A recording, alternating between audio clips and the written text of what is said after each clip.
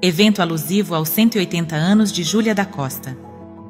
Uma roda de conversa sobre Júlia da Costa com convidados especiais. Realizado no dia 2 de julho de 2024, na sede social do Clube Literário de Paranaguá.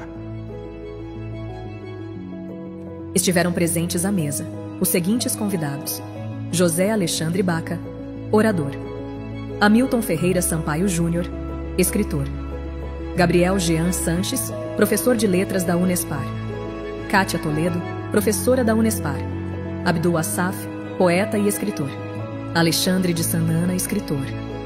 Convidadas especiais: Kátia Muniz, escritora; Michele Dias, intérprete de Júlia da Costa.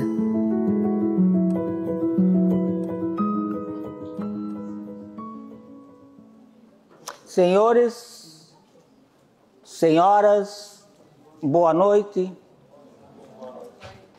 Sejam todos bem-vindos ao Clube Literário de Paranaguá.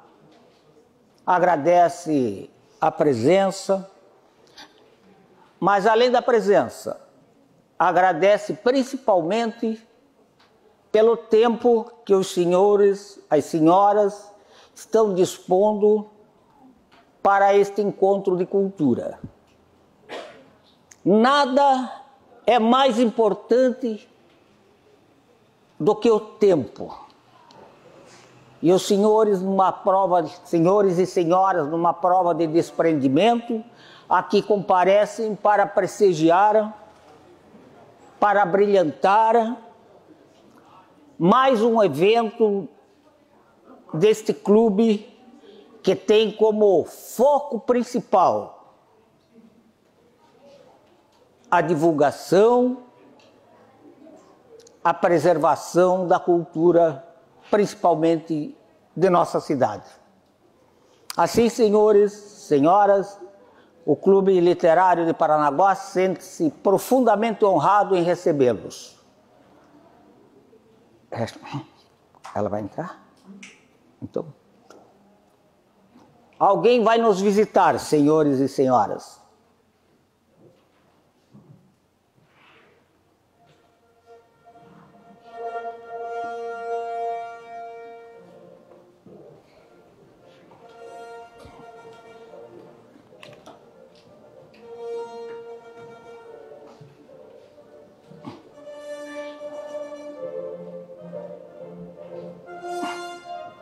Minha terra, teu chão revisito, após sempre.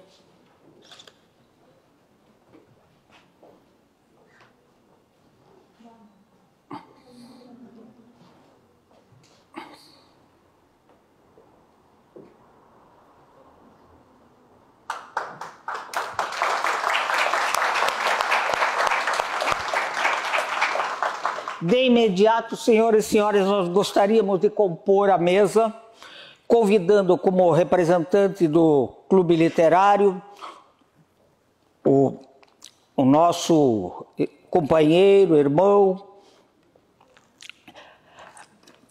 Hamilton Ferreira Sampaio Júnior, escritor de inúmeros livros, que nos dará a presença e a honra de compor a mesa. Convidamos também o professor Gabriel Sanches, da Unespar, a professora Kátia Toledo, da Unespar, por favor. O nosso escritor Alexandre Camargo de Santana, autor de 2 livros sobre a homenageada de hoje, Júlia da Costa. O professor e escritor Abdul Assaf para compor a mesa também. Por favor.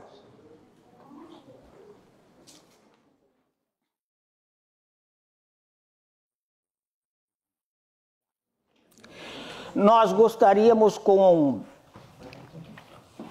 a autorização dos senhores e das senhoras, de mencionar 2 pessoas que estão presentes na plateia, que fazem parte da história e cultura de Paranaguá. Luci Cardoso Tavares. Por favor, Luci, levante-se. Poetisa, declamadora. E a escritora Kátia Muniz. Por favor, Kátia.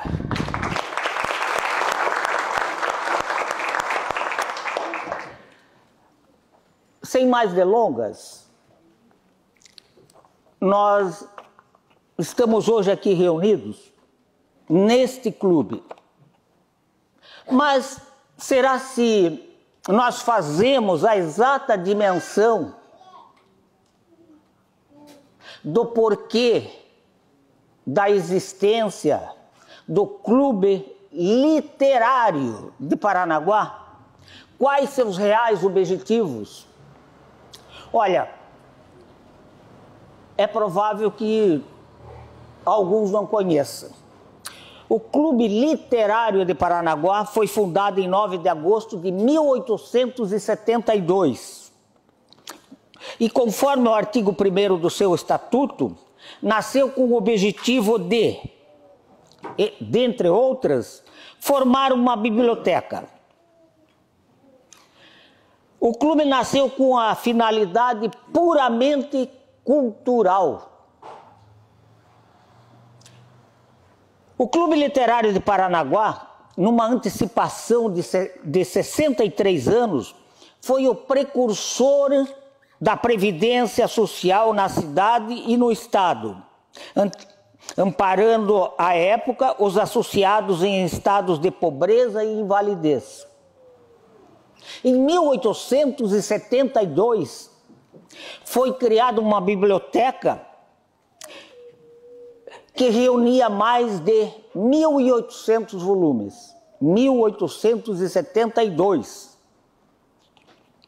Em 1873, fundou um jornal denominado Eco Literário, de tiragem semanal. Em 1874, criou cursos didáticos, precursores do ginásio e do científico à época, onde se lecionava português, francês, inglês, geografia, história, retórica e poética. Em 1875, iniciou as atividades no teatro. Em 1879, o capitão de mar e guerra Antônio Ximenes de Araújo iniciava o curso de matemática. Em 1880, o Clube Literário de Paranaguá recebeu a honrosa visita do imperador Dom Pedro II. Em 1881, o clube contratou a publicação do jornal Itiberê, de publicação semanal. Em 1884, o Clube Literário recebeu a visita da princesa Isabel.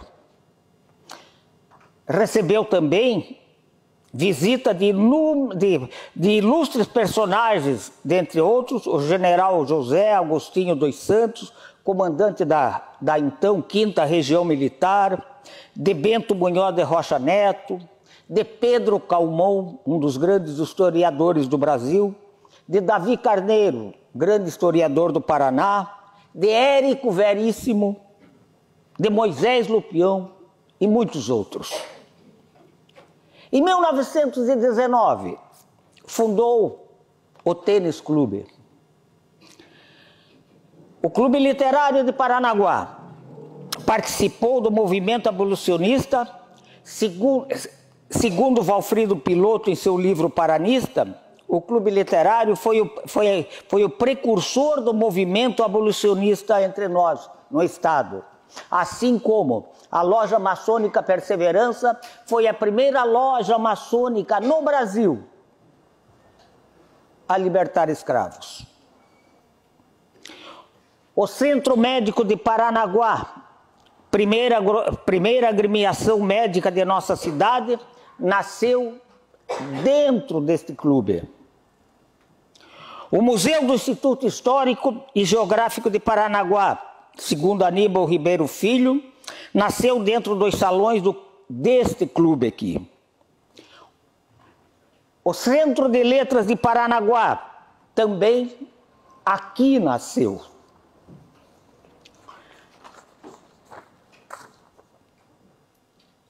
Dentro deste clube, dentro das dependências do clube literário, foram fundados clubes e associações diversas, como o Conselho de Classes ligado ao comércio, o Clube Atlético Departamento Nacional do Café, ligado ao café, o Aeroclube de Paranaguá, o Rotary Clube de Paranaguá. Vale destacar que o famoso maestro Heitor Villa-Lobos frequentou os salões desse clube. A atual administração, que tem como presidente Carlos Alberto de Almeida e todo o seu departamento cultural, retomou esses trabalhos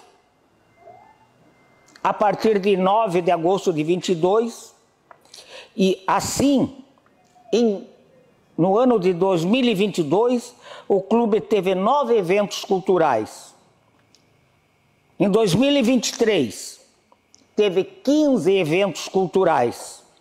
Este ano, já tivemos 3 eventos culturais.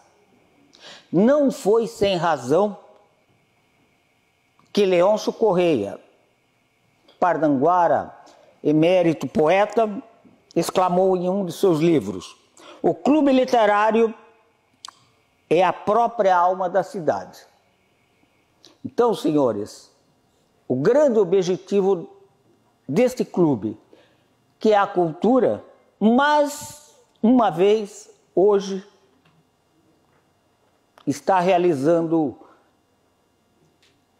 o porquê da sua existência. Claro que muitos eventos aqui foram esquecidos, dada a exiguidade de tempo. Mas aqui nós temos nessa mesa o professor Gabriel Sanches, a professora Kátia Toledo, nós temos o escritor Abdul Assaf, nós temos nosso companheiro e irmão Hamilton Ferreira Sampaio Júnior, temos o escritor Alexandre Camargo de Santana. Assim, de imediato, nós gostaríamos de passar a palavra para dar abertura a este evento ao professor Gabriel Sanches da Unespar, que nos brindará com algumas considerações. Por favor, professor. Ok, eu gosto de falar sem o microfone, me sinto mais à vontade. Queria primeiramente agradecer ao Departamento do Clube Literário, ao Departamento Cultural pelo convite. Me sinto honrado em estar aqui pela primeira vez e nessa primeira vez já fazendo uma fala para todos os integrantes do clube, para quem veio visitar hoje. Então, queria também estender o meu agradecimento aos estudantes e professores e professoras do curso de Letras Inglês e Letras Português por terem disponibilizado seus horários de aula para que a gente fizesse essa aula diferente e pudesse pensar um pouco sobre a cultura local, a cultura parnanguara e, sobretudo, falar sobre Júlia da Costa, né, a quem nós hoje estamos comemorando, então, os 180 anos do seu nascimento. Esse negócio tem controle? Não funciona? Tá. Bom, eu não sei se vocês vão conseguir enxergar, vocês sabem que o professor gosta de slide, gosta de texto, gosta de trazer recurso. Então, para quem não me conhece ainda, eu sou o professor Gabriel Sanches, eu sou professor na Universidade Estadual do Paraná, sou professor do curso de Letras Inglês, atualmente eu coordeno este curso, então eu tenho alguns colegas aqui também que eu agradeço a presença por terem vindo comigo. Bem, vamos então falar um pouquinho sobre Júlia, mas antes era importante comentar que hoje eu estou aqui não como professor de línguas ou pesquisador de algum tema específico, mas como um parnanguara, acima de tudo. Então eu sou nascido em Paranaguá, desde que eu comecei minha trajetória como professor, alguns alunos me perguntam, né, se eu sou nascido aqui, de onde eu venho. Então eu costumo sempre responder que eu sou nascido na Santa Casa de Misericórdia, como muitos aqui que nasceram, né, dos anos 2000 para trás. E eu tenho um orgulho imenso de ser morador dessa cidade, ser um parnanguara nato e, claro, hoje poder contribuir também com a cultura da nossa cidade. Tá? Então, eu começo com a minha fala sobre Júlia da Costa indo além da rua, porque a minha trajetória com Júlia começa justamente na rua Júlia da Costa. Então, desde criança, eu sou filho da escola pública, da universidade pública, eu moro na zona periférica da cidade desde que me conheço por gente. Então, como todos que moram na zona sul da cidade, a gente precisa pegar o ônibus para se deslocar para as escolas centrais para estudar aqui, né? E como eu era estudante no Fundamental 2 da Escola Frei Sobrinho, né, que até hoje ela oferta Fundamental 2 até o 9º ano, eu passava todos os dias com o meu ônibus na rua Júlia da Costa e tinha uma curiosidade imensa de saber quem era Júlia da Costa, assim como outros nomes que a gente tem na cidade, né? Nomes de rua, de praças, como Fernando Amaro, como Gabriel de Lara, entre outros, né? Mas aqui a gente vai delimitar, então, falando um pouquinho desse meu interesse que começou aqui. Então, essa fala que eu preparei, ela não é fruto da minha pesquisa exclusiva, é mais da minha pesquisa como um curioso, interessado em cultura parnanguara. Eu fiz uma curadoria no ano passado, resgatando alguns textos que falassem sobre Júlia da Costa, textos acadêmicos, que constatei que não são muitos que nós encontramos hoje que trate de forma científica, acadêmica e literária do que Júlia da Costa, né, pôde fazer. E até numa conversa anterior aqui com o pessoal do clube, a gente fala muito sobre essa questão desse resgate que nós estamos fazendo nos últimos anos com a trajetória e a contribuição poética e literária da Júlia. Então, tanto que a minha fala hoje vai dialogar um pouco com essa ideia da espectralidade de Júlia da Costa, né? Então, o que é esse espectro que nos ronda e que nos faz querer celebrar sempre a trajetória dessa poeta? Eu vou falar aqui poeta porque existe uma discussão, né, do termo pejorativo de utilizar poetisa. É claro que isso é importante que a gente compartilhe para se pensar, porque a própria Cecília Meirelles, né, quando ela fala não sou alegre nem sou triste, sou poeta, ela se coloca num lugar em que está ali equalizada junto com poetas homens também, né? Então eu acho que é muito importante já nesse primeiro momento enfatizar a contribuição para a luta das mulheres que Júlia da Costa começou há mais de 150 anos, por assim dizer, né, o tempo em que ela viveu. Bem, Júlia da Costa, então, né, eu acredito que a maioria já conheça, ela nasce, então, em 1844 e falece em 1911. Ela é parnanguara, assim como eu, não teve tanta sorte como a que eu tive de continuar na minha cidade, né, eu também tenho uma família que não nasceu, não são todos de Paranaguá, então, atualmente, a maioria voltou para suas cidades e eu quis ficar. Fiquei aqui e aposto que Júlia também gostaria de ter ficado, né, e vivido um pouco mais nesse espaço. E nós vamos entender um pouco agora o que a fez, né, construir toda a sua contribuição literária e qual é a sua relação com Paranaguá. Então, a ideia dessa discussão vai justamente girar em torno disso. Bem, tá meio complicado aqui. Bom, então, o nascimento da literatura no Paraná. Eu acho que é muito importante que a gente fale que Júlia da Costa, então, ela contribui para o nascimento da literatura no Paraná, né? E aí eu trago aqui um trechinho que é importante que se diga dessa minha curadoria com textos acadêmicos, eu escolhi Miguel Sanches Neto, tá? Então, embora nós tenhamos o mesmo sobrenome, nós não temos nenhum parentesco, na verdade eu ainda não tive a oportunidade de conhecê-lo pessoalmente, espero, né, que ocorra por meio de algum evento, alguma atividade assim. Mas de todos os textos que eu pesquisei e procurei, eu encontrei nele aquilo que a gente precisa divulgar. Então eu sou um divulgador científico também, né? Então acho importante que a gente traga numa linguagem mais, que a gente possa compreender o que eles vêm pesquisando e entender as contribuições então de Júlia da Costa por meio do que Miguel Sanches Neto nos propõe. O nascimento da literatura no Paraná conjuga dois espaços litorâneos, Paranaguá e São Francisco do Sul, habitados na infância e durante a vida adulta da poeta Júlia da Costa. Sua poesia está marcada por dois episódios traumáticos. Lembremos disso, porque eu trouxe alguns poemas para que a gente pense também sobre quais são esses episódios que ajudam, né, a brotar nela essa poeta que ela se fez e se faz. Então, o primeiro foi a perda do pai e da cidade natal, porque o pai morava em Paranaguá, então quando o pai falece, ela volta para São Francisco do Sul, né? Volta não, ela vai para São Francisco do Sul, onde lá ela se casa. Então, vamos imaginar que Júlia da Costa é de um tempo em que nós não tínhamos nem a ferrovia, né, que liga Paranaguá a Curitiba. Então, a gente está falando de duas regiões litorâneas que, embora próximas hoje para a gente, né, São Francisco do Sul é logo ali, ela não tinha como fazer esse deslocamento naquele contexto da época. Né? E sem contar que tinha a questão social também. Então a mulher, ela naquele momento da história, né, naquela conjugação social, era preparada para se casar, para fazer as questões do lar e tudo mais. E Júlia já era à frente do seu tempo, né? Então ela já pensava em cultura, literatura, pensava em se expressar por meio da arte. Então para Júlia também vale ressaltar que a literatura era como uma medicina, né? Um lugar onde ela conseguia trabalhar de alguma forma, se possível, a própria ausência, esse vazio que ela sentia por essas perdas que a gente acabou de citar, tá? Então, além dessa perda do pai da cidade natal, ela também acaba tendo esse casamento arranjado com esse homem mais velho, né? Depois de ter sido preterida por uma paixão.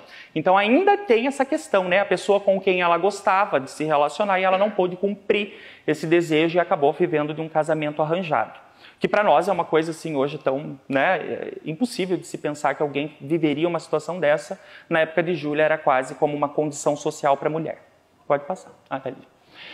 Então vale ressaltar também que um dos argumentos que Miguel Sanches Neto usa é de reforçar o papel de Júlia da Costa na construção do romantismo brasileiro, né? Então se você for olhar lá na lista dessas pessoas que contribuíram, né, como traz aqui o exemplo na recente antologia da Poesia do Romantismo, feita por Antônio Carlos, há apenas uma mulher contemporânea de Júlia que aparece, que é a Narcisa Amália. Então, para vocês entenderem o quanto a geografia importava tanto, a Narcisa entrou, teve essa contribuição e participa desse momento, porque ela era instalada no Rio de Janeiro, viveu algum reconhecimento a ponto de figurar ao lado dos grandes nomes do período. Então, quem é da área da literatura ou versa sobre o assunto, vai reconhecer esses nomes, né? Casimiro de Abreu, Castro Alves, Gonçalves Dias e Álvares de Azevedo. Então, a Amália ela consegue figurar entre esses nomes que nos são familiares, embora talvez a gente não tenha um conhecimento específico da sua obra. Então pensem, né, todo esse contexto, a questão do século XIX, o espaço geográfico em que Júlia estava, a questão do casamento arranjado e essa mudança para uma cidade que não era a sua, aquela na qual ela cresce, fica complicado, né, você pensar em... Acho que falhou aí, eu ia bem na hora que eu ia ler.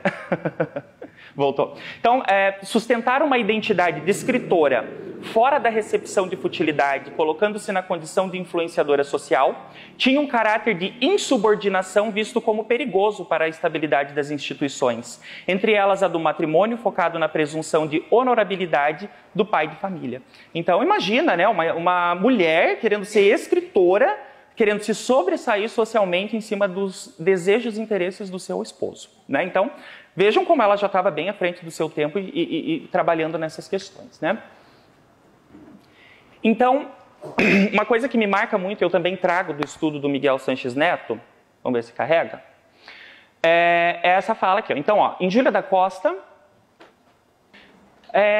ou seja, a mulher, no momento histórico em que Júlia da Costa existe, né, fisicamente falando, era muito complicado para os subalternos. Então, qual é a identificação de subalterno que se tem desde aquela época? Mulheres, negros, pessoas que não estavam numa camada elitizada da sociedade, não tinham os mesmos direitos, né?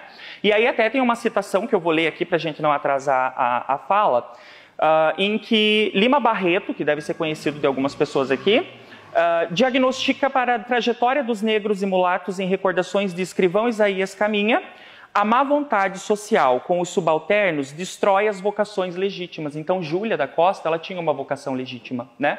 Mas as suas condições histórico, social e geográfica não permitiam que ela pudesse, então, ocupar esse espaço que lhe era de direito. Voltou? Não. Bem, então, o que Lima Barreto traz aqui? Ele fala, não estava em nós, né, dentro dessa obra, não estava em nós, na nossa carne e no nosso sangue, mas fora de nós, as causas de tão feios fins, de tão belos começos. Então era como se não adiantasse tentar, essa pessoa não ia alcançar aquele espaço, seja ele na arte, na literatura, por uma conjuntura social. Então vejam quantas conquistas nós já tivemos de Júlia para cá, e ela é uma personagem muito importante também nessa tomada, né, de poder. Então, Miguel Sanches Neto, ele reforça várias vezes no seu estudo que Júlia da Costa é a grande poeta do romantismo brasileiro que poderia ter sido e não foi, né? Então, qual é a relação de Júlia da Costa com essa questão do romantismo, né? Então, o primeiro item que eu trago aqui para a gente pensar, voltou, é o Paraná como pátria. Então, a gente tem que entender como que ela constrói essa relação do Paraná dentro da sua poesia. A identidade marítima era mais dominante do que a interiorana em uma região em que abundavam sertões pouco povoados. O fato de a primeira poeta do Paraná ter nascido no litoral é um reflexo da urbanização ainda incipiente Serra Acima. Em contato com a natureza, com a imponência da Serra do Mar, a menina Júlia guardará em sua memória essa paisagem entre a praia e a montanha como sinônimo da pátria. Posteriormente, ao ler os poetas românticos que louvavam os cenários nacionais, ela delimitará esta região como umbigo de seu país pessoal. Então, no romantismo, você vai ver muito essa exaltação, né, essa idealização, características nacionais, nacionalistas, tentando enfatizar, então, elementos que tragam, no caso de Júlia, o Paraná como pátria, como a gente vai ver agora. Então, eu não sei se vocês conseguem enxergar ali, eu acho que não, por isso eu vou lendo devagar, que talvez possa ajudar. A força do sentimento filial, pois deixara no litoral paranaense o túmulo paterno, vai determinar um verbo que acertadamente Carlo da Costa Pereira, sobrinho de seu marido e biógrafo, definiu como elegíaco. O certo é que 3 ocorrências na vida de Júlia deixaram sulcos indeléveis em seu espírito. Alguém lembra qual foram os que eu comentei no início? A morte do pai. Exato. Oi? E o casamento arranjado, né? Então, tudo isso afeta a nossa escritora de sobremaneira, contribuindo também de alguma forma para os seus escritos, né? Vamos lá.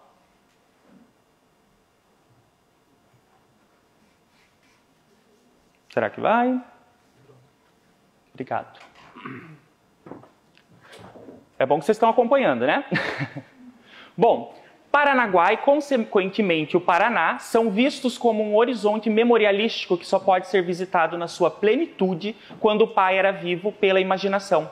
A poesia surge como viagem a um local inexistente, assim ela se sente retirada durante a infância, ainda no berço do pai e da pátria. E é a partir daí que eu vou trazer também alguns poemas para a gente pensar, bem direcionados a essa questão, para ver como que ela materializa essas questões dentro de seus escritos, né?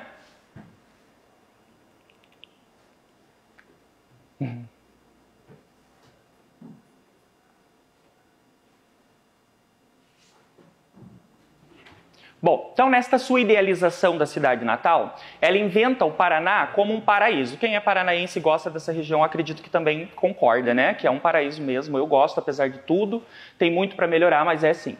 Uma utopia pessoal, um território idílico que muito tem a ver com a Passárgada, que Manuel Bandeira criará algumas décadas depois. Então vejam o quanto ela era pioneira. Quem aqui conhece esse poema do Manuel Bandeira? Vamos lá. Alguém? Sou amigo do rei. Lá tem a mulher que eu quero na cama que escolher. Muito bem. Bem, enquanto Júlia, anos antes dele, de Manuel Bandeira, né, vai falar assim, ó, lá, só lá, desculpem gente, eu sei que vai ter declamação depois, o meu vai ser mais uma leitura do poema mesmo, tá? Lá, só lá, nesse ninho esplendoroso, onde a aurora tem puro rosicler, poderei ensaiar os meus voos, sem da vida provar o agrofel. Né? Então, é justamente a construção desse espaço, né, desse território, esse saudosismo que ela carrega dentro da sua obra literária. Então, nesse processo de reconstrução idílica, do que ela localiza no tempo e na imaginação, então a imaginação é sempre algo a ser acionado aqui para a gente considerar, o Paraná surge como uma força agregadora, como um lugar perdido biograficamente e encontrado como linguagem, uma espécie de nacionalidade particular dentro da própria nação, um lugar do eu. Então, o Paraná ele surge como um sentimento, como um estado de alma, reparador das perdas existenciais da poeta. Então, aquele vazio que de certa forma a Júlia sente, e nós quando perdemos alguém muito querido também sentimos, ela transfere para sua obra literária, né? E aí, como se nesse projeto de voltar a ele pela palavra, né, voltar ao Paraná, fosse possível reencontrar-se com quem ela foi no seio matinal de sua família desfeita pela morte. Então, ela, muito jovem, volta para São Francisco, vai para São Francisco, na verdade, né? E aí ela acaba se apegando, então, a essas memórias da infância e nos deixa, né, esse legado aí por meio dos escritos. Outra coisa que vale muito relembrar e pensar sobre essa construção da identidade do espaço através da escrita são as manifestações de elementos marítimos e campestres que funcionam como conexão a esta pátria fantasiosa que habita a mente da poeta. O Paraná nasce como literatura de uma ficção reparadora, a qual habita um eu que o sente sem conseguir de fato descrevê-lo, porque ele pertence a uma experiência nebulosa da infância. Então é mar, é praia, tudo que nós conhecemos de alguma forma, né, em relação à nossa região aqui. É campo, tudo muito esfumaçado, que torna mais distante do que ele de fato está. Neste sentido, a poesia de Júlia da Costa funciona como a mais poderosa canção de exílio do romantismo brasileiro, com direito até ao signo poético do canto do sabiá, com a diferença de que a pátria da qual este eu se afastara está muito perto, o que não impede que se faça distante. Muitos dos poemas de suas duas coletâneas publicadas em vida e outros avulsos voltam ao país primeiro para fundá-lo como ficção sentimental, o que não lhe tira de sua força enquanto símbolo. Gente, eu peço desculpa por ficar de costas, tá? Eu gosto de ficar de frente para o público, mas é mais para que eu não atrapalhe vocês aqui com a projeção. Ó, se eu vier para cá... Bem, o Paraná é a pátria perdida com a morte do pai, o que obriga a menina com 11 anos a adotar a terra materna, buscando como horizonte espectral um não lugar onde tombou seu pai, né? Então, esse horizonte espectral é algo que eu vou trazer também no final dessa fala, para a gente entender como que Júlia se mantém, então, viva também através da construção de memórias, como o que a gente está fazendo aqui essa noite, né? Mas antes é importante a gente ressaltar também que a construção da obra de Júlia aborda também uma pátria espiritual, né? Então, no plano real, durante os entusiasmos da juventude, este desejo de pertencimento se dá pela busca de um igual. Tal projeto nasce de uma filosofia afetiva idealista, na qual a poeta se formou ao ler seus contemporâneos. Quem são os contemporâneos de Júlia? De qual período mesmo? Isto. O sentimento romântico, ele faz de tudo. Tá? Então, ele cria cheiros, sons, imagens, palavras, pessoas, pátrias em miniatura em uma mecânica metonímica. Perder essas proximidades gera uma anulação do eu, uma morte em vida. Para neutralizar esta anulação, cria-se um projeto de ressurreição, de reencontro, né? Então, quando eu leio esse trecho e penso no trabalho da Júlia, eu imagino muito como se ela tivesse criado holograficamente, por meio dos seus escritos, um mundo só dela. Né? Um mundo onde ela não precisa atravessar as matas, a Mata Atlântica, carreiros, né, que tinham nos caminhos que faziam para chegar até aqui, para vivenciar de novo aquilo que ela viveu na infância. Porque aquilo, na verdade, era idealizado. Ela construiu, talvez ela viesse para Paranaguá, como de fato ela vem numa outra circunstância, né, que a gente também vai falar. Aliás, ela está em Paranaguá, né, Rosana? Que ontem teve o evento ali, a gente já vai falar também. Então ela não precisou voltar para Paranaguá para matar essa saudade. Ela fez isso por meio da sua obra. Né? Obrigado. Então, separar-se do pai, vejam que isso fica bem marcado, né? Separar-se do pai depois do Paraná inocula nela uma relação de continuidade de perdas, o que fortalece a ideia de identificação amorosa pela palavra. O amor que ela espera e que no plano biográfico se realiza, acontece no campo da poesia.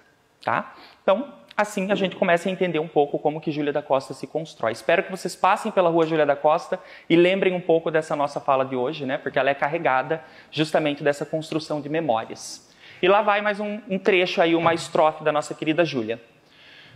Agora, para a gente falar dessa pátria espiritual, né? Desse espaço que ela constrói, que no meu entendimento é quase holográfico.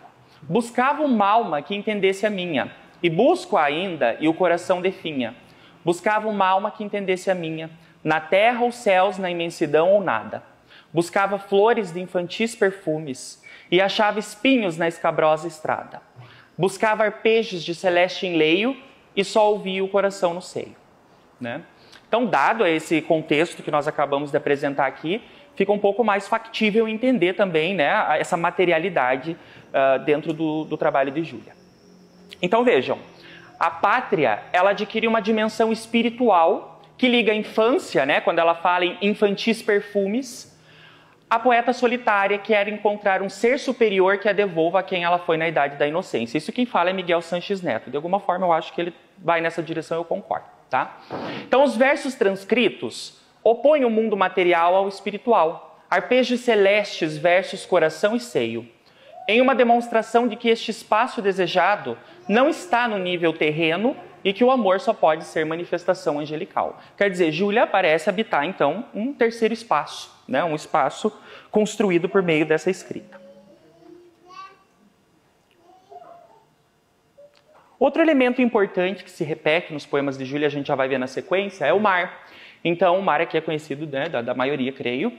Ele funciona além de sua significação física. Então, é importante que a gente entenda que, embora ela cite o mar e ela traga essa questão material, ela vai além, quando ela usa o mar, esse símbolo, né? Além da significação física, apresentando-se para a sensibilidade da poeta como perigoso movimento, por conta das ondas, dos barcos que o singram e do marulhar incessante.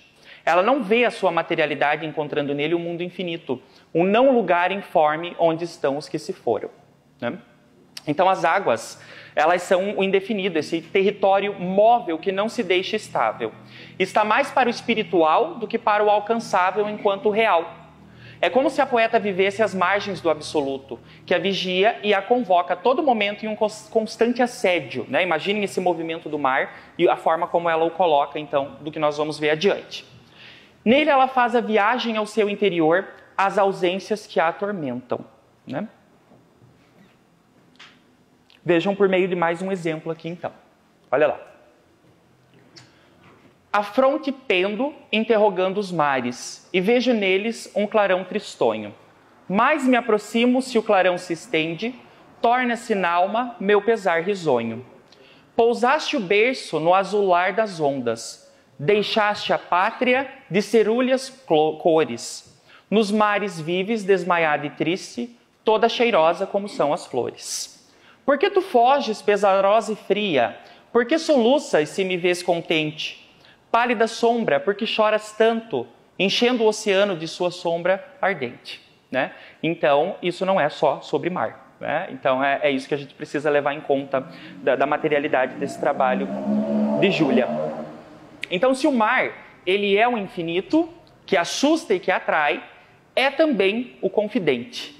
E para ele a poeta se dirige em momentos de solidão, conversa com as ondas, dialogando consigo própria. Se alguém já teve essa experiência material, né, de conversar com as ondas, de ficar de frente para o mar, observando, refletindo, sabe o quanto isso também nos recarrega, né? Então, mais um exemplo trazendo essa referência do mar na obra da autora. Ao merencório marulhar das ondas, sozinha agora na deserta praia, vem a tristeza acrescentar o pranto que pelos seios a saudade espraia. Né? Então, quando ela fala em saudade, já dá para ter uma ideia, né, a partir disso que a gente acabou de ouvir, a quem ela se refere com essa saudade. Bom, a gente não pode ficar, né, atribuindo muito sentido, mas imagina-se que por todo esse sofrimento que ela tem, pelas ausências, pelas perdas, ela esteja se referindo, então, àqueles elementos que nós comentamos no início.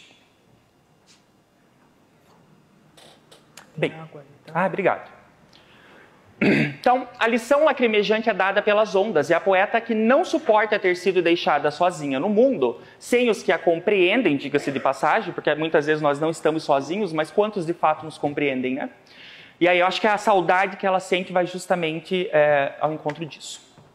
Acaba tendo nesse diálogo mudo interior de si para si o único alívio. Então é na obra literária, na arte, que Júlia consegue encontrar justamente esse afago, né, que ela não tem por meio das pessoas com quem ela convive. Soma a sua solidão individual à solidão infinita do oceano. Tudo bem até aqui, gente? Sim? Ok, já estou terminando. Bem, então depois de uma vida de amor e de linguagem silenciados, de pobreza, porque na viuvez ficou sem renda, dizem, né, os historiadores e quem já pesquisou sobre ela, tranca-se no velho casarão, onde vive com 2 empregadas até a morte. Os grandes começos dos livros de estreia terminam nesse triste fim, né? Então, quanto nós poderíamos ter conhecido a mais da obra de Júlia se ela tivesse o reconhecimento merecido, né? Quantas coisas ela poderia ter nos ofertado. Aquela que em outro contexto seria, e daí eu destaco aqui, a grande poeta do romantismo brasileiro, foi interrompida, que a gente deixa bem claro, né, que isso tem muita relação, por opressão de um meio em que a inteligência e a liberdade femininas amedrontavam a sociedade e deviam ser por isso suprimidas. E quem sabe ainda, né, a gente possa pensar que hoje isso acontece em alguma medida ou numa grande medida. A resposta que ela conseguiu dar foi o desligamento total da realidade, cabendo-lhe um lugar menor na tradição lírica brasileira. E eu complementaria hoje esse texto do professor Miguel. Será que ela vai ficar por muito tempo nesse espaço, né? Nessa geladeira que nós estamos tentando tirá-la através desse resgate por meio desses trabalhos de clube, dos cursos e de quem é interessado em literatura. Então, já encaminhando para o final, esse trabalho, essa divulgação que eu faço aqui hoje nessa fala, vem do texto que tem como título Júlia da Costa, a poeta interrompida. A literatura no Paraná nascia, sim, do silenciamento de uma voz, em potencialidade, a maior voz feminina do romantismo brasileiro. Isso é sobre Júlia. Já estou terminando, peraí, agora... Eu queria só complementar a minha fala, casando com mais um elemento que eu esqueci de falar no início. Eu sou da área da linguística aplicada, então eu verso sobre a literatura, como eu disse, como um professor pesquisador curioso, né, que vai além daquilo que deve. Assim, a gente não tem muito tempo, mas a gente acha um tempo para ler coisas que nos interessam. Mas eu, sendo da linguística aplicada, trouxe essa contribuição, que é algo que eu já falei sobre Júlia da Costa no ano passado e eu reforço, que é a espectralidade de Júlia e a construção de memórias. Então hoje, se a gente perguntar onde está a Júlia da Costa, ela está aqui de forma espectral, né? Ou seja, ao ser lembrada, ao construirmos a sua memória, Júlia se faz viva e presente na cidade que ela sempre sonhou em viver e estar feliz, né? Sendo feliz. Então de onde vem isso, né? Trabalhando com a ideia de construção de memória de sujeitos em posições socialmente subalternizadas, como a gente falou, que é o caso da Júlia da Costa, a questão da espectralidade surge como caminhos para lidar com o manuseio do ausente. Bem, em questão de tempo e espaço, seria bem difícil a gente ter a Júlia, né, aqui fisicamente presente. Nós temos aqui, sim, a Júlia, né, de forma espectral e interpretada por uma grande pessoa, a qual eu tenho um carinho muito grande, a Michele. Mas, enfim, essas são as formas da Júlia se manter viva hoje. Então, é por meio dessa espectralidade, né? Então, essa espectralidade surge como efeito de sentido político, produzido por meio de ferramentas de arte de rua, por assim dizer, na montagem do monumento popular. A poética dessa construção de memória cria o efeito de presentificação do ausente, né? Então, nós sabemos que nós temos esse evento, por exemplo, que já está ocorrendo hoje também, né? Da nossa Júlia na janela, a Júlia que vai saudar, né, os transeuntes na rua, ali na Praça Fernando Amaro. É uma forma, justamente, de Júlia se fazer presente por meio de ferramentas de arte de rua, por exemplo, na montagem desse monumento popular que ela representa, né? Então, Gordon, que é um autor que também trago para essa discussão, por meio de Daniela Palma, que é uma linguista aplicada, uma professora da Unicamp, ele diz o seguinte, que Gordon discute a literatura como um campo particularmente produtivo para refletir sobre as espectralidades e amplia para o conjunto de imaginações culturais, experiências afetivas, objetos animados, vozes marginais, densidades narrativas e traços excêntricos da presença do poder. Eu trouxe esse trecho, né, essa contribuição, porque eu acredito que nós, nesse momento, né, culturalmente falando, estamos justamente contribuindo para a construção da memória de Júlia da Costa. Então, o que nós estamos fazendo hoje vai ficar marcado, né, tanto no clube, como nos eventos anuais que tem tido sobre Júlia, para que ela se mantenha viva, então, de alguma forma na nossa cidade, não só como nome de uma rua, né? Então, ela é muito mais que isso, ela representa muito mais que isso para a nossa cultura e também para as mulheres. Então, só reforçando aqui, eu trouxe um recorte com alguns eventos do qual eu tive acesso e conhecimento.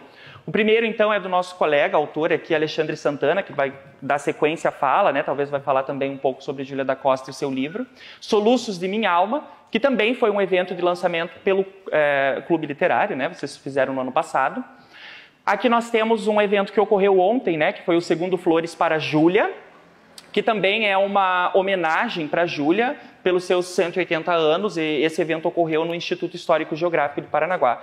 Eu não pude estar presente, mas eu acompanhei as fotos, as filmagens, fiquei muito feliz em ver a mobilização, né, e a sensibilização das pessoas pela arte e pela cultura. Eu tenho muita esperança mesmo, gente, que nossa cidade, né, engrene na parte cultural, porque realmente a gente precisa disso, não só para a nossa formação pessoal, mas para a formação acadêmica, enfim, da alma, né? E aqui mais um evento que eu trouxe, esse eu não consegui trazer imagem atualizada, não encontrei, mas era a nova aparição de Júlia da Costa, né? Então, fazendo referência ao evento Júlia na Janela, que são formas da gente manter, então, Júlia da Costa presente, essa espectralidade que nos ronda, né? Aqui a todo e qualquer momento em que nós pensemos ou tenhamos contato com as produções dela. Gente, da minha parte era isso. Eu espero de alguma forma ter contribuído, né, para que vocês saiam daqui hoje sabendo um pouco mais sobre Júlia da Costa. Eu acredito que a maioria já conhecesse alguma coisa, mas eu acho que o trabalho do professor Miguel Sanches Neto contribui muito para quem está precisando, né, entender um pouquinho mais sobre ela, principalmente na questão do campo literário. Então agradeço muito pela oportunidade mais uma vez ao clube e me coloco à disposição. Obrigado. Em continuidade, nós gostaríamos de acusar a presença do escritor Vanderlei Mendes. Muito obrigado pela presença. Dando continuidade, meus irmãos, agora ouviremos a fala de um escritor de 2 livros sobre Soluços da Minha Alma, que versa justamente sobre Júlia da Costa. O escritor Alexandre Camargo de Santana. Por favor. Primeiro eu quero agradecer ao clube, né, Departamento Cultural, aos amigos que sempre me convidam para participar aqui. Agradecer a vocês também por esse tempo para ouvir um pouco da nossa Júlia da Costa. Professor, já falei, o professor sempre esquece. Na verdade é um livro, gente. É que eu tinha feito uma pesquisa lá atrás, lançado uma versão, depois a gente complementou essa pesquisa e aí teve o lançamento aqui do livro mesmo, que eu vou falar um pouco agora aqui, que é o livro sobre Júlia da Costa, que é o mesmo, lá de trás, só ampliado, tá? Que é o Soluços de Minha Alma. Vamos ver se vai pegar o slide, porque eu também, se não tiver o slide aqui, eu não consigo lembrar de nada. Né? Pode... Isso aí é só a apresentação. Eu gosto de, antes de falar do livro, falar por que eu escrevi sobre Júlia da Costa.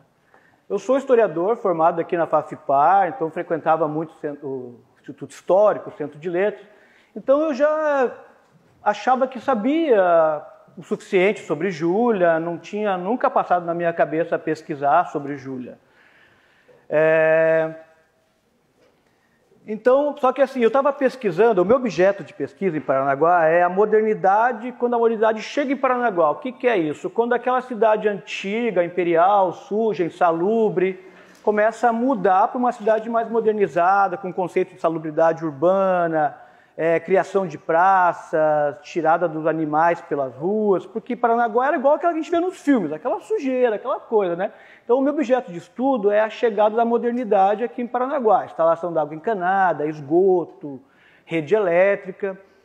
E nessa pesquisa, eu estava pesquisando num site que é a Hemeroteca Digital, que é um site que você pesquisa por palavras-chave, ele mostra o jornal da época, lá com a palavrinha que você procurou.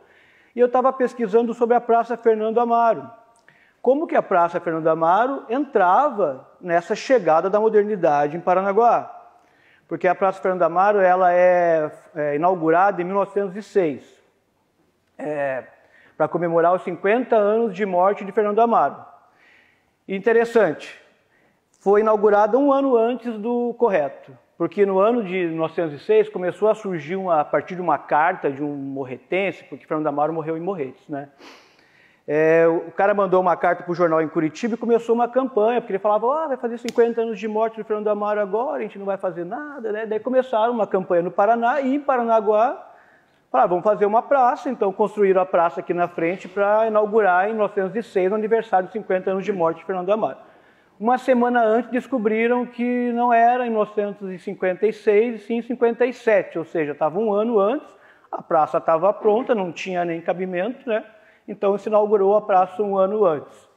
Mas continuando, estava pesquisando sobre isso, e aí apareceu esse jornal aqui de 1948 falando sobre a chegada dos restos mortais de Júlia em Paranaguá. E quando Júlia morre em São Francisco, alguns anos depois, teve uma campanha aqui de Paranaguá para trazer os restos mortais dela aqui para Paranaguá.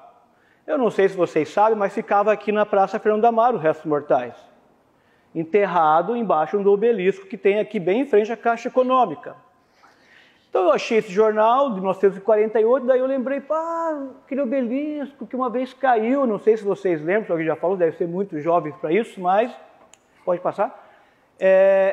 Em 2009, esse obelisco ali, ele cedeu, começou a cair. Aí a prefeitura, antes que desse uma tragédia, caísse na cabeça de alguém, a prefeitura foi lá e levantou o obelisco para colocar no lugar.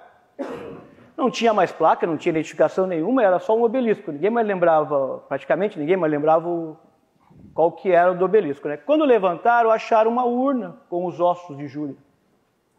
E uma placa lá dentro, escrito 1924.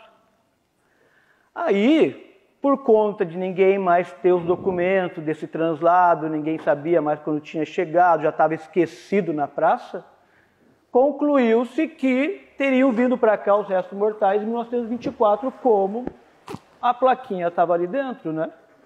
Só que eu estava com o jornal lá na minha frente, em 1948, narrando. Chegou hoje os restos mortais de Júlia. Então eu comecei a avançar um pouco mais nessa pesquisa, pode passar, para entender qual era essa diferença, né? O que é essa placa 1924 se está falando que foi em 48? Eu achei mais jornais mostrando, então a minha pesquisa era isso, entender um pouco dessas homenagens póstumas à Júlia da Costa, mostrar que tinha chegado aqui os restos mortais em 1948 e, se desse certo, entender o que era aquela plaquinha em 1924 lá dentro da urna.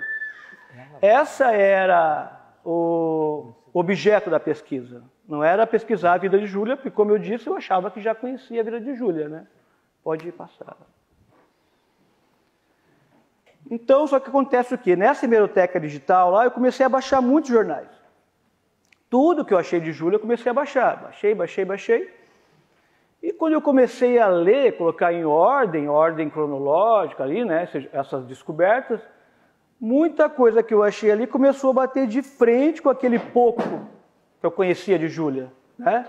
Eu sabia aquela história bem básica, que ela morou aqui, daí ficou pobre quando o pai morreu, foi embora para São Francisco, teve um amor proibido, casou forçada, talvez tinha ficado a vida inteira presa no sobrado, morreu possivelmente louca. Era um conhecimento bem generalizado.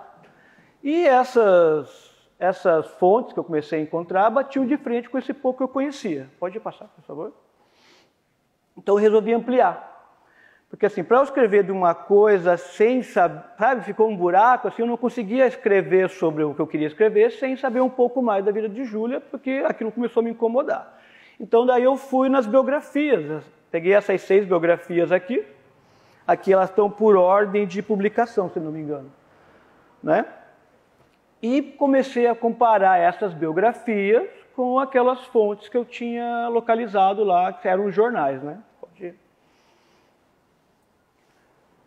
Então aí aconteceu o quê? Quando eu comecei a ler essas biografias, piorou, porque elas eram contraditórias, uma coisa ia para um lado, outra ia para o outro, uma falava um negócio, outra falava outra, e aí começou a piorar mais ainda com o que eu encontrei.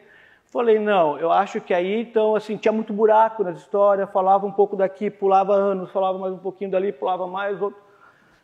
E aí, muito comprimido, né, aproximando os eventos, eu falei, não, tem espaço para ampliar a pesquisa. Aí, por isso que eu comecei, então, resolvi escrever realmente sobre a vida de Júlia. Daí, o que eu trago de novo nessa minha pesquisa, assim? Tem essa questão dela morar aqui, o pai ter morrido, ela ter ficado pobre e ido embora para São Francisco quando ela tinha cerca de 10 anos. Esse é o mais aceito, né? Mas não tinha nada, historicamente falando, provando que ela era uma família rica, que ela ficou pobre e que ela teve que ir embora.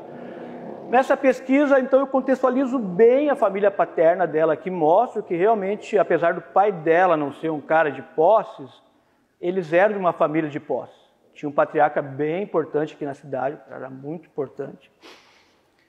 E eu encontrei um TCC de um historiador paranaense aqui, que ele estuda a riqueza e pobreza em Paranaguá, que lá dentro ele está citando um processo que é do pai da Júlia. Quando o pai da Júlia morre, mãe e filha ficam aqui, ela tem 5 anos, eles ficam sendo mantidos pelo patriarca da família, que é esse senhor importante. E ele morre quando ela tem 10 anos. Quando ele morre, entra uma batalha judicial pela herança. Então, isso aí acaba fundamentando essa ideia de ela ter ficado, a mãe e filha ter ficado pobre quando ela tinha 10 anos, forçando a ida para São Francisco. Então, eu trago uma fundamentação histórica, mostrando pelo processo, jornais, né, fundamentando essa teoria dela ter ido embora aos 10 anos porque ficou pobre. Depois você vai passando, tá? Na família de Paraguai, em batalha, ele perde a perna e acaba morrendo lá.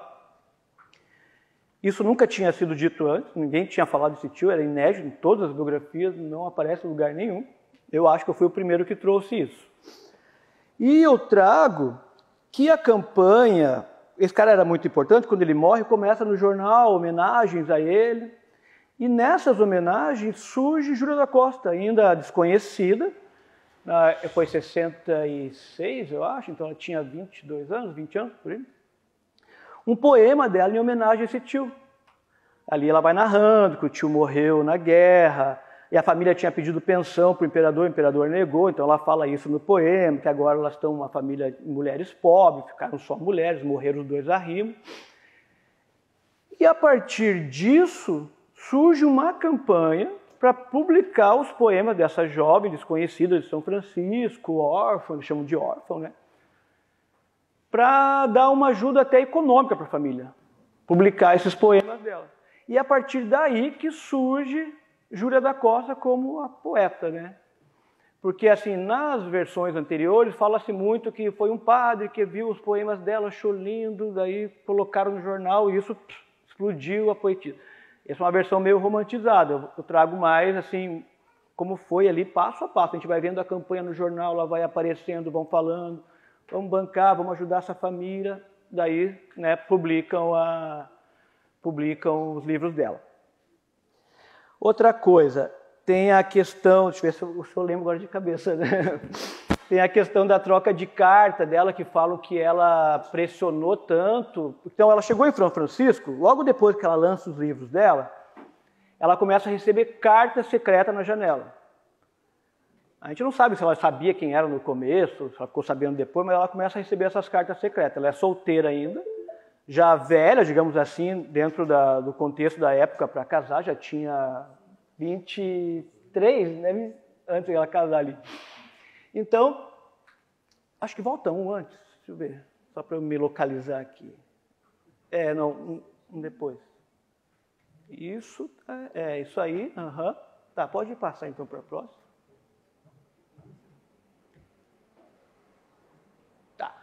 Então falam que ela era desesperada por amor, que ela pressionou tanto o Benjamin que ele fugiu, abandonou ela e por conta disso ela acabou casando.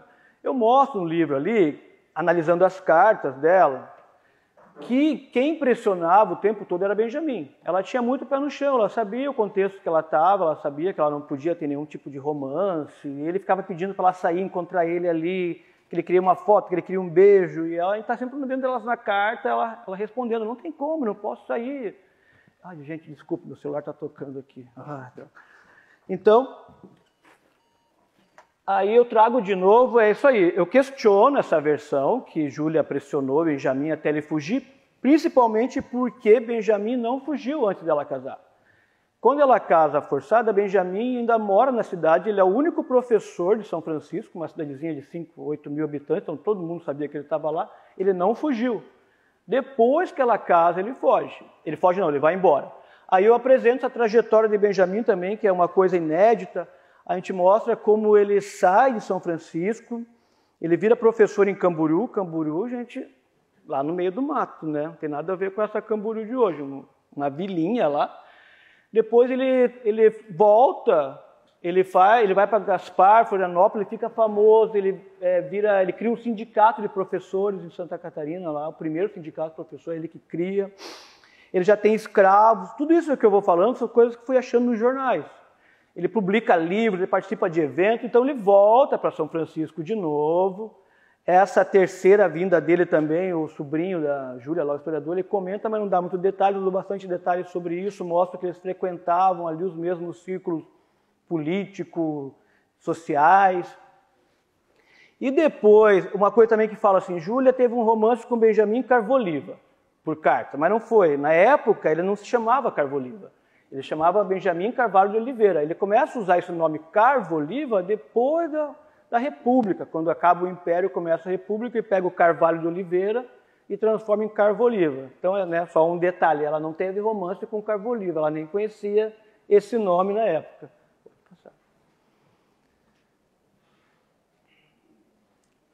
Então, daí eu falo isso, que parece que ela não pressionou ele, era ele que pressionava ela o tempo todo, né? E também dizem que a família descobriu esse romance, foram lá e deram um intimato para ele. Você quer casar? Você tem que casar então, cara, né? Quer ficar trocando cartinha com a guria aí? Vai casar. Eu acho que não. Júlia da Costa, ela, apesar de estarem falidas, digamos assim, ela era de duas famílias bem importantes, uma de Paranaguá, uma de São Francisco, sobrinha de um herói de guerra, criada para ser uma dama, casar com uma pessoa importante, principalmente porque a família estava precisando de um novo arrimo, né? Eu duvido que a família, depois de tudo isso, ia jogar ela na mão de um professorzinho lá, ele era filho de padre, pobre, Sabe? Então eu questiono, acho que se mandaram lá falar com ele, foi para, né? Vaza, não fica aí incomodando a guria. Isso é que eu defendo nessa minha pesquisa. Pode passar. Aí também falo assim, que Francisco, que foi o cara que casou com ela, era bem mais velho que ela, acho que 30 anos. Imagine, 30 anos mais velho. Dizem que ele casou com ela por pena, porque era uma pessoa muito boa, o comendador Francisco. Primeira coisa, ele não era comendador ainda, ele vira comendador depois que ele estava casado com ela já há alguns anos. Nessa época, ele era um político em ascensão, querendo crescer em São Francisco, viúvo. Nessa sociedade do século XIX, um homem sem uma mulher, para virar político, até hoje, né? Um político sem uma esposa no lado, as pessoas ficam achando defeito. Então, nessa época, um homem que quisesse crescer politicamente, ele tinha que ter uma mulher no lado dele, para receber as visitas, para ir nos eventos, né? Aquela função da mulher do século XIX, né? A gente vai imaginar, no século XIX, a mulher nascia com um papel determinado para ela já. Uma boa filha, uma boa irmã, uma boa esposa, uma boa mãe, e só. Você não tem para onde ir, não tem que querer fazer nada diferente. Então, daí falam que Francisco casou com ela por ser bonzinho. Eu defendo que, para ele, foi muito importante casar com Júlia, né? Porque ela vinha de famílias importantes, e para crescer como político, ela já era poetisa, já era famosa, né? Já saía nos jornais, já... Então, eu acho que não foi tanta bondade. Eu questiono isso também. Eu acho que para ele também teve um interesse político-social, digamos assim, esse casamento. Pode ir, tá? Outra coisa também, isso aí é quase até um tabu. Alguns dizem que ela morreu louca, né? E outros dizem que não. O que eu achei lá no jornal? Eu achei o laudo, um aviso do juiz, uma intervenção mental de Júlia, em 1902, dizendo que ela estava mentalmente incapaz e ninguém podia fazer negócio nenhum com ela que seria inválido. Eles espalharam isso pela cidade, nos postes, tanto em São Francisco quanto em Joinville. Agora é a questão. Isso quer dizer que ela estava louca? No meu entender, não. Primeiro, um pouco antes dela ser considerada louca ali, né, mentalmente incapaz, a gente tem uma carta do primo dela de Paranaguá, aí tem a resposta dela, na verdade, né? Dá a entender que o primo dela mandou uma carta dizendo que estava meio falido aqui, porque ela fala, você não precisava de me mandar as notas, eu confio em você. E ela responde que ela não tem dinheiro para enviar para ele, mas que ela tem posses, e talvez ela pudesse vender um terreno ou um sobrado e mandar o dinheiro para ele. Nessa época, para uma mulher ser considerada, para internar uma mulher, não é nem considerada louca, para internar no hospício não precisava nada. É o começo da psicologia, então a mulher foi alvo da psicologia, assim, né? E se você envergonhasse tua família, teu pai falasse isso, teu irmão, teu tio, teu avô, teu filho, você era internado. Se você, com comportamento fora do padrão, podia ser internado. Então, o que é a minha teoria? A família vendo essa proximidade com a família daqui, ela tendo essas posses, ela era a única herdeira, a família vem e faz essa intervenção judicial, considerando ela incapaz, para ela não poder negociar nada. Ou seja, ela foi calada financeiramente, digamos assim. Essa é a minha teoria. Não significa que por ela ter esse laudo que ela estivesse louca mesmo, como alguns dizem, né? E essa história da loucura, ela chegou aqui de um jeito deturpado e foi se espalhando. Eu também mostro isso no livro. Né, eu falo que quando ela morre, em 1911, né, eu sempre esqueço as datas, esse mito dela, que ela viveu os últimos anos presa no sobrado, enlouquecida, já estava espalhado aqui. Eu localizo lá onde começou, o primeiro cara que falou, outro que foi repetindo, até chegar em Nascimento Júnior, que é a primeira palestra sobre a vida dela aqui em Paranaguá, que daí já está tudo construído esse mito dela aí todo errado, né? Outra coisa que eu trago aqui, que isso eu acho que é bem importante, assim. Quando Júlia morre, começa essa recuperação dos grandes escritores do Paraná. E tem um grupo em Curitiba, não vou lembrar o nome deles, mas são 4 homens lá ligados à cultura, que eles querem publicar o livro de Júlia, porque, pense bem, não tinha os livros dela aqui. saíram poucas exemplares, não chegava só fragmento aqui, então não existia obra dela. Esse grupo se reúne para lançar o livro de Júlia no Paraná. No meio do caminho, antes de lançar o livro, esse grupo cria o Centro de Letras do Paraná. E o primeiro livro publicado pelo Centro de Letras do Paraná é o livro de Júlia. Então eu falo que foi a morte de Júlia que deu origem ao Centro de Letras do Paraná. Isso é uma coisa também que ninguém tinha falado e está muito claro lá. Então as mesmas pessoas começam com o movimento, criam o centro e daí o centro publica o livro de Júlia. Uma coisa que eu fiz também aqui, eu peguei as poesias que eu achei dela nos livros, nos jornais, e assim as cartas, e fui colocando no meio da história. Tem um negócio bem específico, em 1874, quando Benjamin volta pela primeira vez para a cidade, ela já está casada há 3 anos, e na carta dela, ela está dizendo para o Benjamin, ele acusa ela de ter casado, né? Não gostava mais dele, não sei o quê. Ela fala que ela casou, forçada, claro, porque ele tinha ido embora, tá? Mas que ela continua virgem. Ela fala na carta. Na mesma época ali, das cartas, a gente encontra uma poesia dela no jornal dizendo que a única riqueza da mulher é se manter casta. Então, assim, tem muitos eventos da vida dela que a gente vê, acha uma poesia da época e está batendo com o que ela está vivendo ali. Então dá a impressão assim, que Júlia também usava a poesia como um tipo de protesto, um escape do que ela sentia, não podia falar, ela jogava nas poesias dela. As outras biografias, elas não fizeram isso assim. Então você vai vendo que a poesia, vai vendo a alma, né, um pedaço da alma da Júlia naquelas poesias, do sofrimento dela naquele momento, que ela estava sentindo naquele momento, com o que está acontecendo, certos eventos, você vê isso refletido. Isso é bem bacana, assim. É uma outra visão, que você tem uma visão mais completa de Júlia, assim.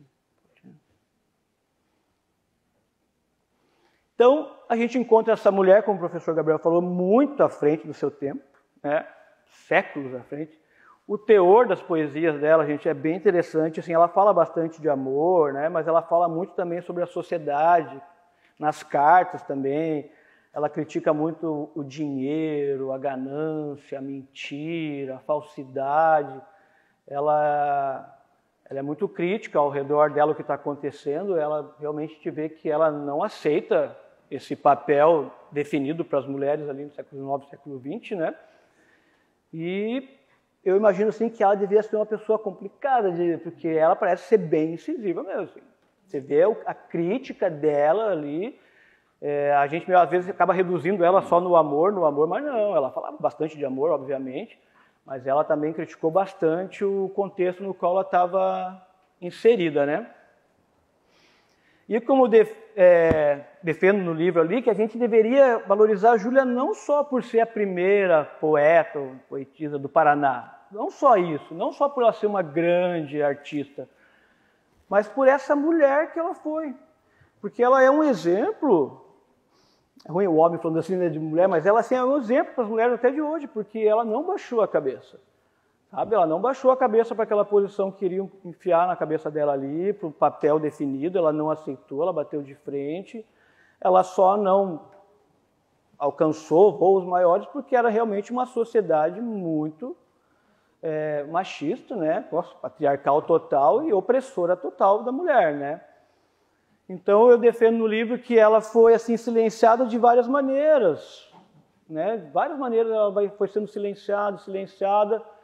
Ela foi criado esse mito, essa história errada que silencia, eu digo a história verdadeira dela, já quando ela era em vida, depois que ela morreu, isso só foi piorando. Vem o corpo dela para cá em 48 e a gente vê no jornal assim, logo, acho que em 5 anos já está esquecido, as pessoas estão falando que está ali sem uma placa, sem nada. Eu não localizei quando foi colocado esse obelisco, né? Uma pena, esse é um buraco na minha pesquisa. Mas logo a placa também é roubada, como muitas placas aqui, se vocês prestarem atenção, tem muitos lugares que está só o espaço da placa. A galera roubava para trocar, principalmente na época do crack estava muito forte aqui em Paraguai, os noias, né, trocavam, porque eram placas chumbo, sei lá o que é aquilo, né, cobre, bronze, né, então tem muitas placas que foram sumidas. E esse obelisco ficou ali um tempão, né? Todo mundo tinha esquecido. E se não fosse essa coisa do destino, eu gosto de brincar, nem teria ido atrás de Júlia, foi essa coincidência de achar o jornal e correr atrás da internet, que começou e deu isso aí. Pode passar o último ali. Que aí chegou nesse livrinho aí, que é mais uma biografia, mas eu acho assim, que ela traz bastante coisa para discussão, vale a pena quem tiver oportunidade, porque ela traz uma Júlia menos romantizada, mais perto da vida real. Digamos. Claro que tem muita coisa para descobrir, como eu falo assim, a minha pesquisa ela é baseada nas outras biografias e em jornais, então tem muita coisa que não sai no jornal, tem muito jornal que a gente não encontra, né?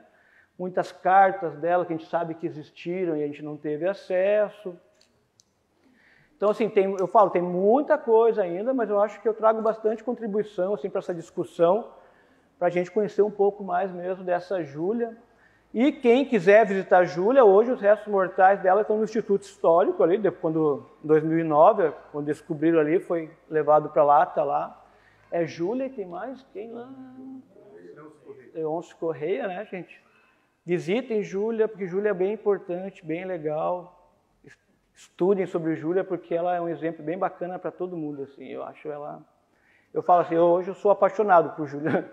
Tenho uma saudade, eu nunca conheci, mas morro de saudade dela. Gente, então essa é a obra, tá? É um resumo. Se alguém tiver alguma pergunta, alguma coisa, obrigado mais uma vez. Obrigado.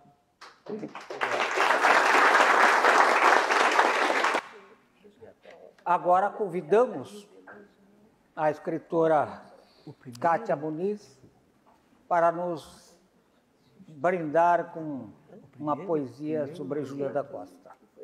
Todos. Minha voz alcança lá no final? Vai apresentar a Júlia ali? Muito obrigada ao Clube Literário pelo convite. Eu escolhi o poema Desesperança, de Júlia da Costa.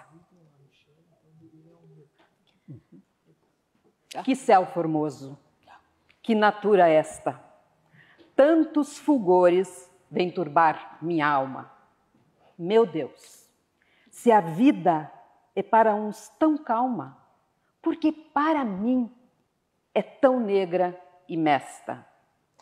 Em magos risos, despertando a aurora, a flor do prado se aroma exala. Eu também vejo a despertar que fala, soltarei da alma que o passado chora. Ávida é negra, num astro ameno, derrama luz que lhe afugente a treva. Quero sorrir-me, mas a dor me leva, do peito aos lábios, um saudoso treno. Vejo floridos para o seu noivado, os laranjais e a natureza inteira. É tudo festa, na mimosa esteira, da veiga amena, no florente prado. Mas a esperança que dourou minha alma, da minha vida na estação da infância, agora à tarde, já não tem fragrância, que possa dar-me ao desassossego calma. E a natureza tem eterna festa, da felicidade nela vê-se a palma.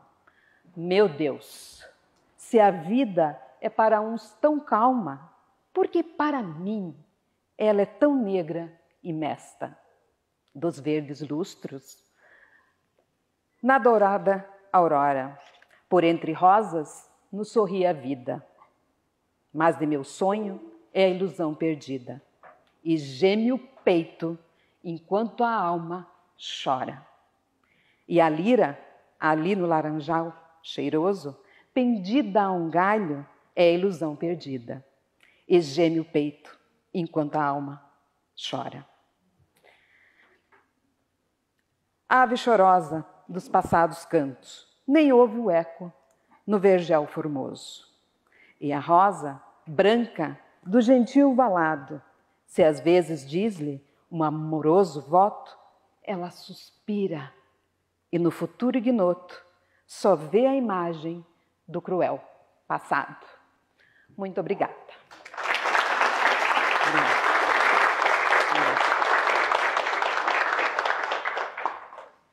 Em seguida, iremos receber a visita de Júlia da Costa.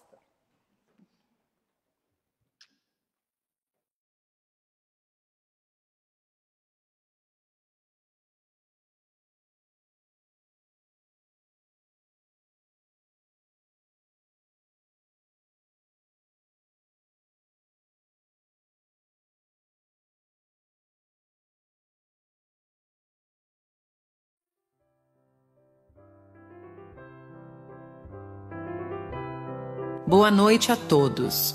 É com imensa gratidão que estou aqui, através dos esforços da equipe do Departamento Cultural do Clube Literário, que me proporcionaram essa série de eventos em homenagem ao meu aniversário de 180 anos. Desde já agradeço ao Clube Literário por esta homenagem e congratulo os talentosos poetas que participaram do concurso em meu nome. Agradeço também a minha intérprete, cuja atuação permitiu manter minha memória viva. Muito obrigada. Agora, neste momento, passo a palavra para minha intérprete, que estará anunciando os 3 ganhadores e entregando os seus certificados.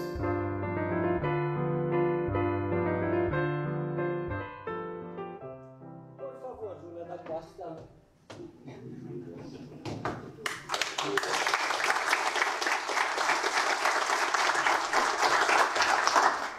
Boa noite. O Clube Literário, através do seu Departamento Cultural, certifica pela conquista do 3º lugar do concurso de poesia alusivo aos 180 anos da poetisa Júlia da Costa, realizado pelo Clube Literário. Parnanguara Caiçara.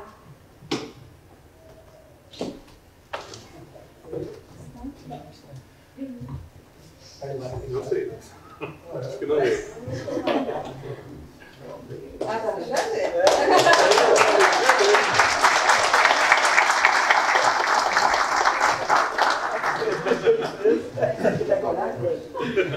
Obrigado, gente.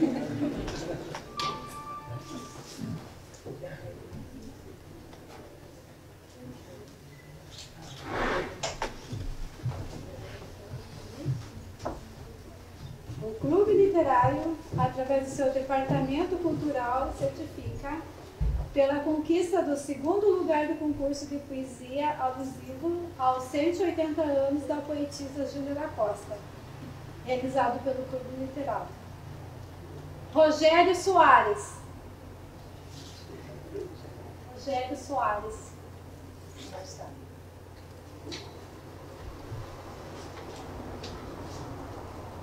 O Clube Literário, através do seu Departamento Cultural, certifica pela conquista do 1º lugar do concurso de poesia alusivo aos 180 anos da poetisa Júlia da Costa, realizado aqui pelo Clube Literário.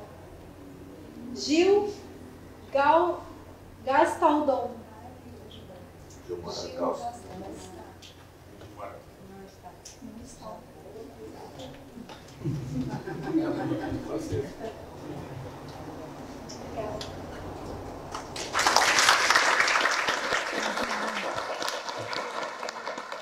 Professor Abedul Assaf, deseja fazer uso da palavra? Por favor, fique à vontade.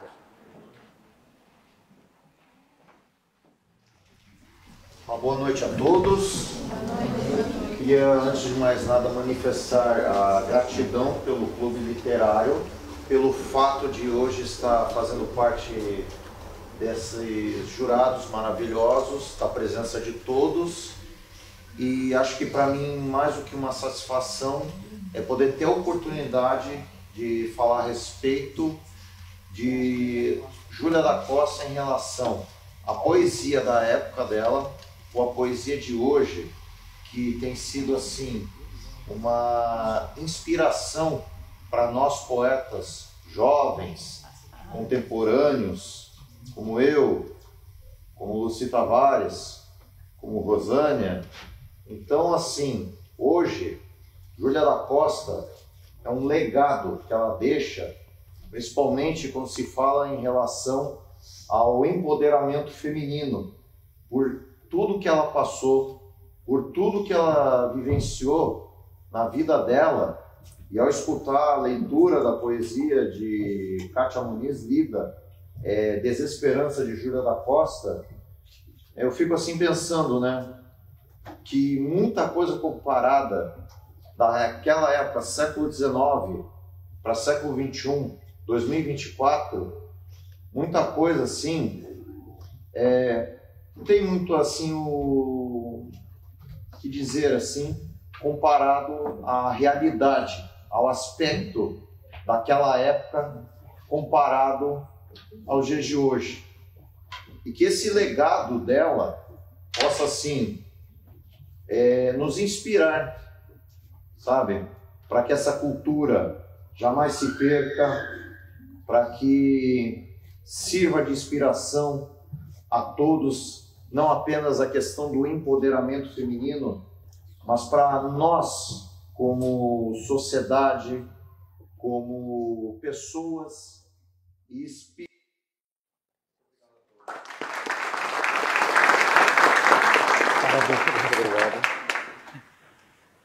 Senhores e senhoras, estamos chegando ao final desta reunião e, em nome do Clube Literário de Paranaguá, falará um dos diretores do Departamento Cultural deste clube, Hamilton Ferreira Sampaio Júnior. Por favor. Boa noite a todos. Primeiramente, em nome do Clube Literário, eu gostaria de agradecer a presença de todos aqui hoje, né?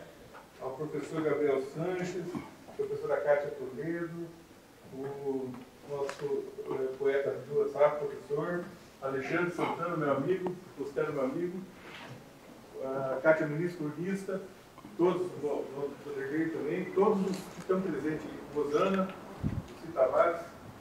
E, em nome do Clube Literário, eu gostaria de agradecer a todos que estiveram aqui hoje e dizer o seguinte, hoje o professor falou um negócio interessante aqui sobre a presença de Júlia da Costa, né?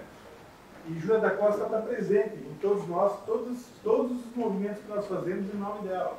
E até eu comentei com o professor no começo, quando nós chegamos aqui hoje, sobre a importância do que está acontecendo, porque nós temos visto bastante, ouvido falar muito sobre Júlia da Costa. E era uma coisa que não acontecia. Então hoje ela está presente, né? E eu queria dizer uma coisa para vocês. Hoje o que nós vimos aqui expressa uma palavra chamada paranaguaridade. Paranaguaridade foi falada a primeira vez aqui nos salões do Clube Literário, por Bento Munhoz da Rocha, num discurso que aconteceu aqui. E ele quer dizer o seguinte, ele quer dizer o amor à terra, a benseja da terra, é o pertencimento ao que nós somos de sociedade. Então, quando nós falamos, tudo isso que foi falado agora aqui, pode ser traduzido no amor que nós temos por Paranaguá.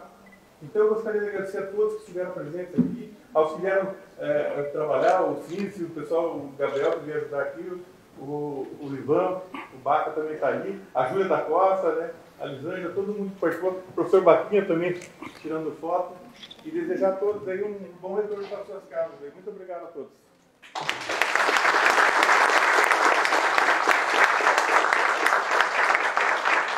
Senhores e senhoras, com essas palavras, o Clube Literário de Paranaguá agradece a presença e convida para uma próxima reunião para que suas presenças abrilhantem mais uma vez as nossas reuniões. Boa noite a todos.